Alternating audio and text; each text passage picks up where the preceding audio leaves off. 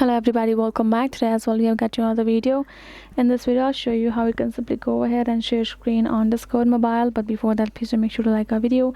And yes, without any further delay, we'll simply start our video now. For the matter, first of all, access your particular Discord app on your mobile phone.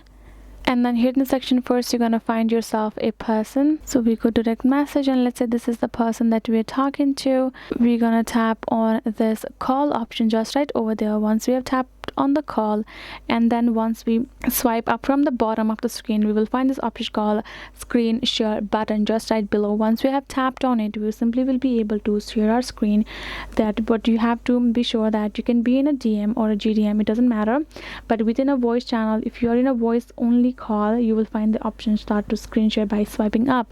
So make sure if you are in this only in this voice call, then you can get that option just by swiping below your call just like that, and you will get that particular screen share option. Tap on it and you will be able to share your screen just like that. So that is the way you can do it. Hope this video was helpful to you all. Thank you so much for watching, and yes, I'll see you guys in our next video.